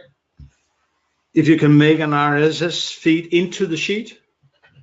If Sheets has only links, can you RSS? Yeah, you can use RSS links in a sheet, sure.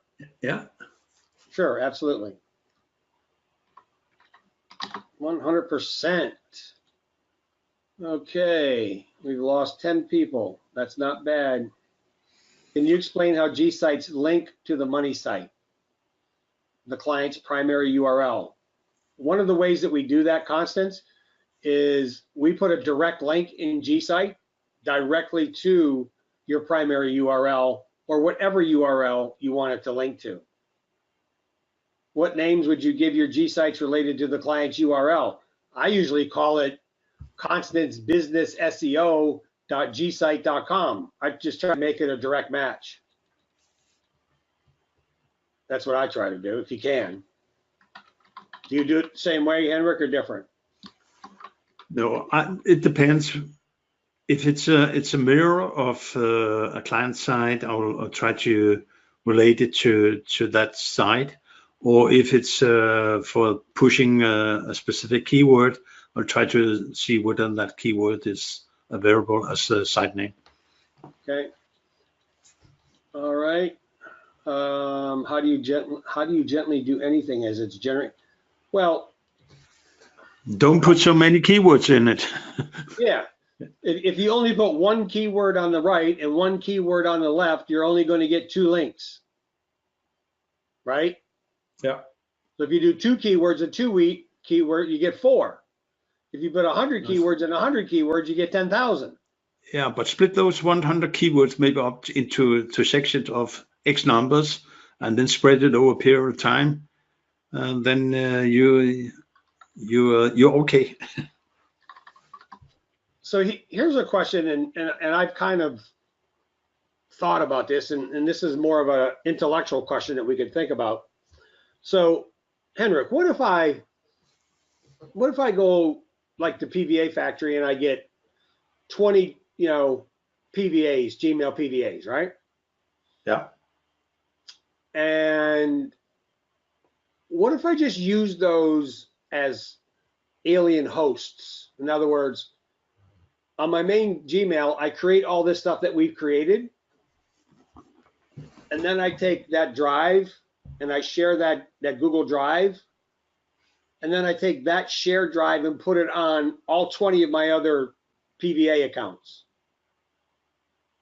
This is a philosophical question I don't have an answer to, but somebody's asking it. So No, I just want to have a discussion. The share part of it doesn't create any further dues. But if you have 100 Gmails and you repeat the process of creating folders and stacks, all pointing to the same, then you just have more links coming in from various parts of Google, but it's all coming from Google.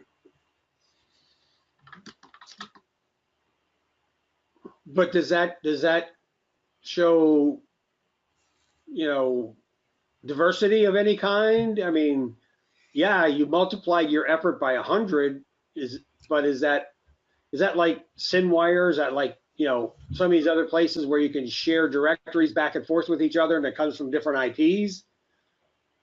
But I don't know. I don't know the answer to that question. Nobody's ever done it, so we don't really know. But it's an interesting idea. You know, just like, you know, we share things back and forth on different IPs and different drives because it looks different to Google, right? What's your gut reaction?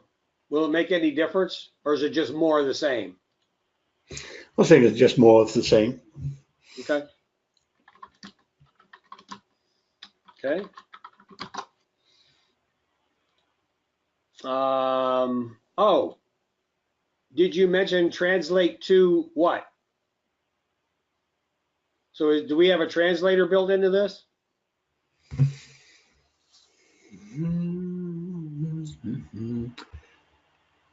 What will happen up here if I'm taking from English to Spanish is that it will translate the keywords to Spanish.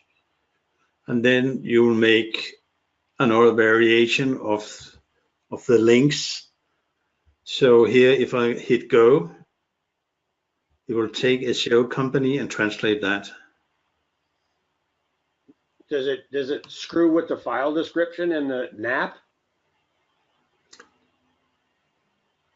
Yeah. Okay, but literally, if you copy the original, you could just go back in and change it to original, right? You can just import it here. Oops. No, I don't think it's gonna work. Yeah, I did.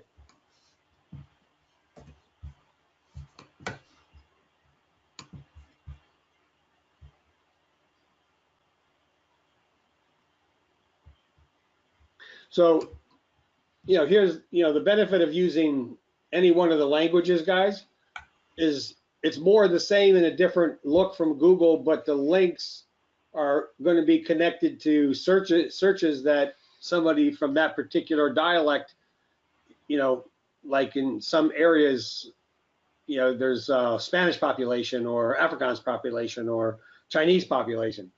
They still search in their native language. So it's not a bad idea to create, you know, segmented links with the translation. It just gives you more links, but a different view from Google, and different people will see them because of the way that they search. Right?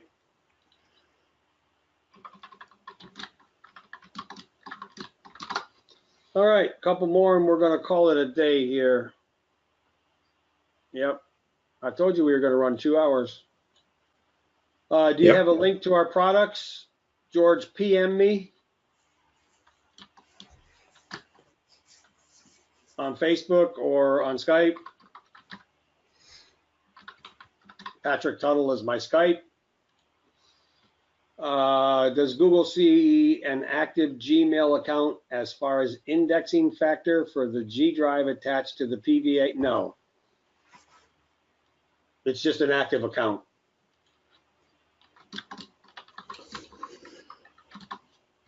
What do we put in the file description? It's using different URLs, not the DMB maps. I.e., whenever you put anything in the file description and you have GMB, you should put it in there because that's actually a citation that you're doing. But if you don't have the GMB and just the website that you want to rank, then put in more description about maybe a little description about your website and what you're trying, the products that you're trying to rank for, and some keywords.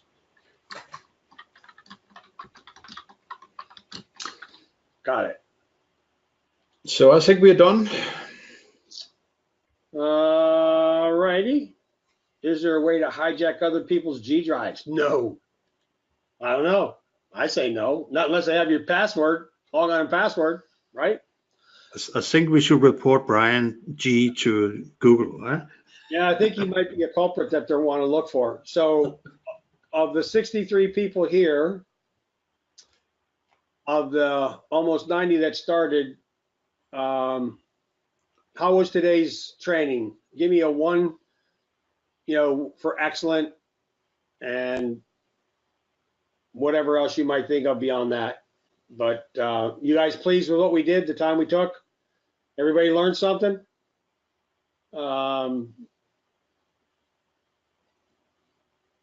Great, super.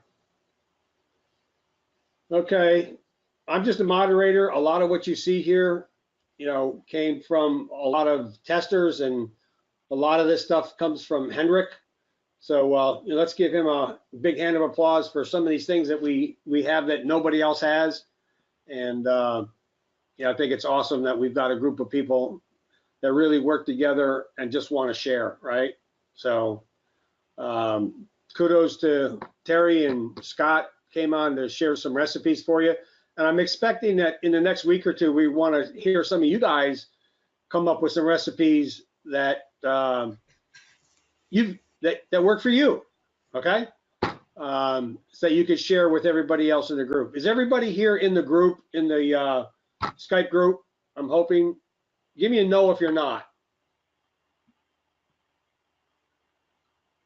Okay.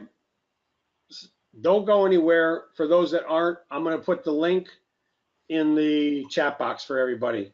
Okay. If you're here, you're interested, you should be in the Skype group, and let me get that link for you. Okay.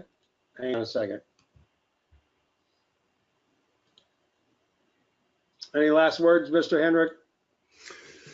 No, not other than I think it's a really, really cool tool we have got developed here, and use it with caution, but use it and you will see results. And like everything else, it's sometimes a trial and error process, but do something, then you will learn from it, and then you will maybe have some new ideas that you can come up with and you can share with us. So we will appreciate that. But thank you for being on here today. All righty. Thanks, everybody. Really appreciate it. We made it very, very, very hard for Karen, because she's got to go through this whole thing and split it up into different pieces and different modules so that you guys can have snapshot looks at what we're talking about. So pray for her. Her name's Karen. If you have any questions along the way, if you can't get a hold of me or somebody else doesn't answer, Karen is our support person. She's awesome. And really want to thank everybody for being here. Have a great night. And June's coming up. Enjoy the summer. Take care. Bye-bye.